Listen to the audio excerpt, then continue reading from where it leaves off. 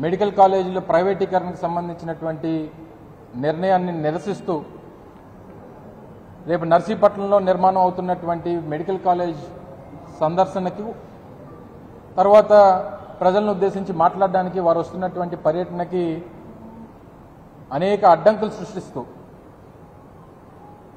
ఈరోజు 8వ తారీఖు రేపు ఉదయం కార్యక్రమం 4వ తారీఖు నుంచి అటు విశాఖపట్నం పోలీస్కి ఇటు అనకాపల్లి పోలీస్కి ఎప్పటికప్పుడు సమాచారం ఇస్తూ వారి కార్యక్రమ పర్యటన వివరాలను తెలియజేస్తూ సంబంధించినటువంటి సెక్యూరిటీ అరేంజ్మెంట్స్ చేయమని చెప్తూ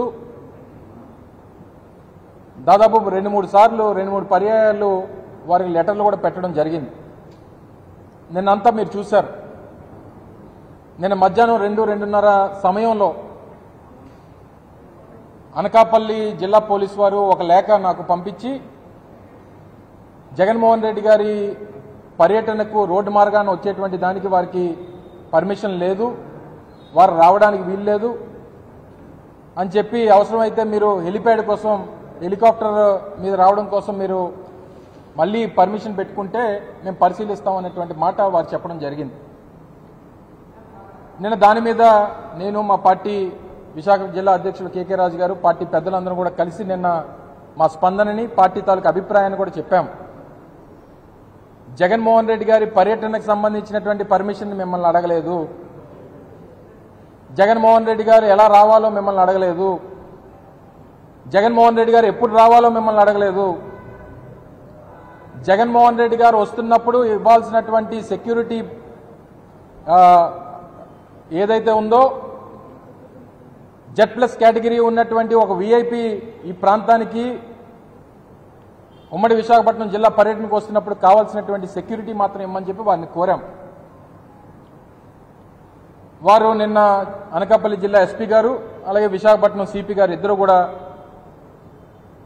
ఇలాగా పర్మిషన్ని మేము ఇవ్వట్లేదనేటువంటి మాట వారు మీడియాకి పత్రిక రిలీజ్ చేసినట్టుగా చూసాం.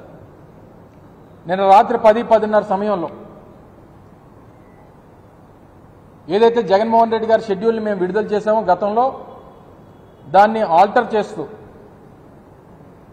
విశాఖపట్నం నుంచి గాజువాక మీదుగా స్టీల్ ప్లాంట్ మీదుగా లంకెలపాలెం, అనకాపల్లి, తాళ్లపాలెం, నర్సీపట్నం కాలేజ్ దగ్గరికి వెళ్లాలనేటువంటిది యాక్చువల్ మా ప్రోగ్రాం.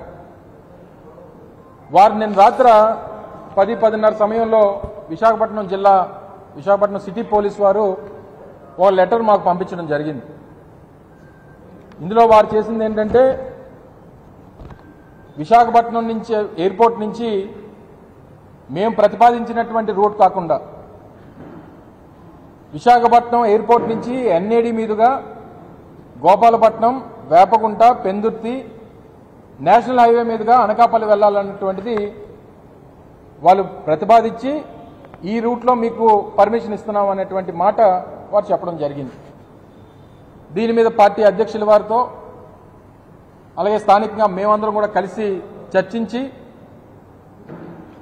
వీటన్నిటికన్నా అంటే ఈ లెటర్ కానీ పర్మిషన్ తాలూకా సారాంశం ఏంటంటే ఎట్టి పరిస్థితుల్లో జగన్మోహన్ రెడ్డి గారు స్టీల్ ప్లాంట్ ఇష్యూని అక్కడ ఉన్నటువంటి కార్మికుల్ని కలవకుండా ఉండడానికి చేసినటువంటి ఆలోచనగా ఇది కనబడతా ఉంది. ఈరోజు ఈ ప్రాంతంలో అత్యంత పెద్ద ఇష్యూ విశాఖపట్నం స్టీల్ ప్లాంట్ ప్రైవేటీకరణ. 5,000 మంది ఉద్యోగాలు, కాంట్రాక్ట్ కార్మికులు ఉద్యోగాలు పోయాయి. 2,000 మందిని వాలంటీర్గా రిటైర్మెంట్ చేశారు. జీతాలు లేవు, ఇన్సెంటివ్స్ లేవు, బోనస్లు లేవు, హెచ్ఆర్ఎల్ లేవు. ఏవి లేకుండా వాళ్ళని ఇబ్బంది పెడుతున్నటువంటి సమయంలో వారు జగన్మోహన్ రెడ్డి గారికి బాధ చెప్పుకోవచ్చు అనేటువంటి తాపత్రయంతో ఉన్నటువంటి సందర్భంలో కేవలం ఆ రూట్ మారిస్తే వారితో కలిసేటువంటి అవకాశం ఉండదు అన్నటువంటి అభిప్రాయంతో ఇచ్చినటువంటి పర్మిషన్గా కనబడతా ఉంది. కానీ మాకు ప్రధానమైనటువంటి సమస్య steel plant, bulk drug park, sugar factory ఇష్యూస్తో అలాగే స్ట్రీట్ హాకర్స్ సంబంధించినటువంటి ఇష్యూస్తో పాటు రేపు వస్తున్నటువంటి ప్రధానమైనటువంటి ఇష్యూ మెడికల్ కాలేజ్ ప్రైవేటీకరణకి వ్యతిరేకంగా తీసుకున్నటువంటి కార్యక్రమం. సో మాకు అది ఇంపార్టెంట్ కాబట్టి సో జగన్మోహన్ రెడ్డి గారితో చర్చించి వారు ప్రతిపాదించినటువంటి రూట్ కూడా ఈరోజు మేము యాక్సెప్ట్ చేస్తూ ఉన్నాం. సో రేపు జగన్మోహన్ రెడ్డి గారి తాలూకు పర్యటన ముందుగా అనుకున్నటువంటి విశాఖపట్నం నుంచి ఎయిర్పోర్ట్ నుంచి గాజువాక, కోరమనపాలెం, లంకెలపాలెం మీదుగా అనకాపల్లి కాకుండా రేపు జగన్మోహన్ రెడ్డి గారి పర్యటన ఉదయం ఎయిర్పోర్ట్ నుంచి ఎన్ఐడి కొత్త రోడ్, గోపాలపట్నం, వేపగుంట, పెందుర్తి మీదుగా అనకాపల్లి వెళ్లేటువంటి రూట్ని ఏదైతే పోలీసులు ప్రతిపాదించారో దానికే యాక్సెప్ట్ చేస్తూ ఉన్నాం. కానీ నేను మీ ద్వారా విశాఖపట్నం స్టీల్ ప్లాంట్ కార్మికుల్ని పిలుపునిస్తూ ఉన్నాం, కోరుతా ఉన్నాం, మీ తాలూకా బాధని చెప్పుకునేటువంటి దానికి ఎయిర్పోర్ట్కి కానీ లేకపోతే ఎన్ఐడి కొత్త రోడ్ దగ్గర కానీ వచ్చి మీరు జగన్మోహన్ రెడ్డి గారిని కలవాల్సిందిగా మిమ్మల్ని అందరినీ కూడా కోరుతా ఉన్నాం. ఈరోజు పోలీసులో ఈ ప్రభుత్వం రూట్ మారినంత మాత్రాన వైఎస్ఆర్ కాంగ్రెస్ పార్టీ మాట మారదు విశాఖపట్నం స్టీల్ ప్లాంట్ విషయంలో అనేటువంటి విషయాన్ని కూడా ఈరోజు మీ అందరికీ తెలియజేస్తూ ఉన్నాం. అది ఎన్నికల ముందవనివ్వండి, మేము అధికారంలో ఉన్నామండి, ప్రతిపక్షంలో ఉన్నవ్వండి, స్టీల్ ప్లాంట్ విషయంలో YSR Congress party stand Visakhapatnam steel plant ప్రైవేటీకరణకి వ్యతిరేకంగానే మా తాలూకు మద్దతు ఉంటుందనేటువంటి విషయాన్ని కూడా ఈ సందర్భంగా తెలియజేస్తూ ఉన్నాం. ఆ మాట జగన్మోహన్ రెడ్డి గారు కూడా కార్మికులకు చెప్పమన్నారు. ఇక బల్క్డ్రగ్ పార్క్ సంబంధించినటువంటి వారు మిగిలినటువంటి ఇష్యూస్ ఇవన్నీ కూడా ఎక్కడికక్కడ వారు కలుస్తారు. కానీ వారు నేను కోరేది ఏంటంటే నిన్న వారు ఇచ్చినటువంటి కండిషన్స్లో నేను పెద్దలు కేకే రాజు గారు, మా పార్టీ ప్రోగ్రామ్ కోఆర్డినేటర్ రఘురామ్ గారు, పెద్దలు బొత్స గారు, కన్నబాబు గారు అందరూ కూడా కలిసి రాత్రి చర్చించుకున్న తర్వాత ఈ రూట్ ఏదైతే మనం యాక్సెప్ట్ చేస్తూ ఉన్నాం మొత్తం మీద 18 కండిషన్స్ పెట్టారండి. 1, 2 కాదు, 4 పేజీలు పర్మిషన్ ఇస్తూ 18 కండిషన్స్ పెట్టారు. ఇందులో కొన్ని ప్రధానమైనటువంటివి మీ ద్వారా ప్రజలకు కూడా తెలియజెప్పాలి.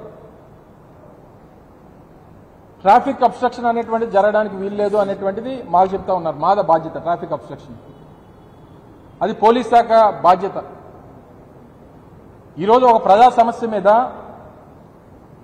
ఒక ప్రజా వ్యతిరేకమైనటువంటి నిర్ణయం ప్రభుత్వం తీసుకున్నప్పుడు ప్రజలు స్వచ్ఛందంగా జగన్మోహన్ రెడ్డి గారికి మద్దతు పలకడానికి రోడ్డు మీదకి వస్తామంటే ఎవరు ఆపగలరు? ఎవరి చేతిలో ఉంది? మొబిలైజేషన్ చేసామనుకోండి, సరే మొబిలైజేషన్ చేయొద్దు అని చెప్పడానికి, స్వచ్ఛందంగా రోడ్ల మీదకి వస్తామని చెప్పి ప్రజలు చెప్తుంటే దాన్ని ఆపేటువంటి శక్తి మాకు లేదు. సో డెఫినెట్గా దీన్ని పునఃసమీక్షించుకోవాలనేటువంటిది కూడా మేము డిపార్ట్మెంట్ కోరుతూ ఉన్నాం. రెండోది మేము చెప్పింది కాదు, నిన్న మీ పోలీస్ డిపార్ట్మెంటే చెప్పింది. జగన్మోహన్ రెడ్డి గారి పర్యటనకు సంబంధించి మాకున్నటువంటి ఇంటెలిజెన్స్ ఏంటంటే 65,000 మంది జనం రోడ్ల మీదకి వచ్చేటువంటి దానికి అవకాశం కనిపిస్తుంది అన్నటువంటిది మేము చెప్పినటువంటి మాట కాదు. కొన్ని గడిచినటువంటి 5 రోజులుగా ఏ రోజు మేము ఎక్కడా కూడా ఇంతమంది జనం వస్తారు, ఇన్ని వేల మంది జనం వస్తారు మేము ఎప్పుడు చెప్పలేదు. నేను చెప్పలేదు, మా కేకే రాజు గారు కూడా ఎప్పుడు చెప్పలేదు. కానీ ఇది పోలీస్ డిపార్ట్మెంటే చెప్తుందంటే వారికి ఉన్నటువంటి సమాచారం ఈ ప్రభుత్వం మీద ఎంత వ్యతిరేకత ఉందో అనేటువంటిది చెప్పడానికి వచ్చేటువంటి స్వచ్ఛందంగా వచ్చేటువంటి జనమే దానికి సమాధానం అనేటువంటి విషయాన్ని కూడా తెలియజేస్తూ ఉన్నాం. రెండోది కాన్వాయ్ కాంపోజిషన్. జగన్మోహన్ రెడ్డి గారి కాన్వాయ్తో పాటు కలిపి 10 వెహికల్సే ఉండాలని అంటారు. ఓ మాజీ ముఖ్యమంత్రి గారు, జెడ్+ కేటగిరీ ఉన్నటువంటి వ్యక్తి, ప్రజాభిమానం కలిగినటువంటి నాయకుడు, సహజంగా కాన్వాయ్లోనే 10 నుంచి 12 వెహికల్స్ ఉంటాయి ఒక మాజీ ముఖ్యమంత్రి గారికి ఇచ్చేటువంటి కాన్వాయ్లో. మరి మిగిలిన వెనకాల పరిగెట్టుకు వెళ్ళాలా? లేకపోతే ఎవరు వెళ్ళకూడదు అనేటువంటిది మీ అభిప్రాయమా? సో దీని మీద కూడా పోలీస్ డిపార్ట్మెంట్ వారు సమీక్షించుకోవాలి. ఇక మిగిలిన ఈ కేసులు పెడతాం, అది పెడతాం, వీళ్ళు వస్తే అనేటువంటి చాలా ఇష్యూస్ ఇచ్చారు. ఈ personal liability of the organiser అంటే ఎక్కడైనా ఏదైనా ఎవరికైనా దెబ్బ తగిలినా, ఎవరికైనా ఏదైనా ఇబ్బంది కలిగినా, ఏదైనా ప్రాపర్టీ డ్యామేజ్ అయినా మీదే బాధ్యత అనేటువంటిది. మీ పోలీస్ డిపార్ట్మెంట్ గడిచినటువంటి 15 మాసాలుగా జగన్మోహన్ రెడ్డి గారి పర్యటనలో వాళ్ళు వచ్చి రో పార్టీ ఏమో ఆ వ్యాన్లో కూర్చుంటారు, జగన్మోహన్ రెడ్డి గారి మీద వచ్చి జనం పడిపోతున్నా వారిని రెస్ట్రిక్ట్ చేసేటువంటి పరిస్థితి ఉండదు, వాళ్ళని సేఫ్ గార్డ్ చేసేటువంటి బాధ్యత తీసుకోరు. సో ఇవన్నీ కూడా మీరు బాధ్యత తీసుకోవాలి తప్ప, మీ పోలీస్ డిపార్ట్మెంట్ బాధ్యత తీసుకోవాలి తప్ప ఈ లైబిలిటీలన్నీ మా మీద పెడితే ఎలాగా? సో దీని మీద కూడా పునఃసమీక్షించుకోవాలి. మళ్ళీ కారూరు స్టాంపేడ్, మొన్న విజయ్ గారి మీటింగ్లో చనిపోయినటువంటి వారంతటి కూడా మళ్ళీ ఇందులో మెన్షన్ చేస్తారు. అది పక్క రాష్ట్రం, అక్కడ ఉన్నటువంటి పరిస్థితులు, వారు ఏ రకంగా చేసుకున్నారు అనేటువంటిది, ఏ రకంగా పర్మిషన్స్ ఇచ్చుకున్నారో, అది ఇన్సిడెంట్ ఎలా జరిగింది అనేటువంటిది అక్కడ ఉన్నటువంటి ప్రభుత్వాలు, అక్కడ ఉన్నటువంటి వారు చూసుకుంటారు. ఒకవేళ ఇదే రాసినప్పుడు మరి చంద్రబాబు నాయుడు గారు రాజమండ్రి పుష్కరాలకు వెళ్ళినప్పుడు 29 మంది చచ్చిపోయారు అనేటువంటిది కూడా రాయాల్సింది. లేదా కందుకూరులో మీటింగ్ పెట్టినప్పుడు 9 మంది చచ్చిపోయారు అన్నప్పుడు అప్పుడు ఆ పాయింట్ కూడా రాయాల్సింది. చంద్రబాబు నాయుడు గారు పాయింట్ కూడా, మంగళగిరిలో 3 చనిపోయినప్పుడు ఆ పాయింట్ కూడా రాయాల్సింది. ఒక కారూరులో విజయ్ గారి మీటింగ్లో జరిగినటువంటి ఇన్సిడెంట్ మాత్రం ఎందుకు రాశారు? మళ్ళీ ఇంకోటి ఏంటంటే, ఫైనల్గా మొన్న పల్నాడు జిల్లా పర్యటనకు వెళ్ళినప్పుడు సింగయ్య అనేటువంటి వ్యక్తి మరణించాడు.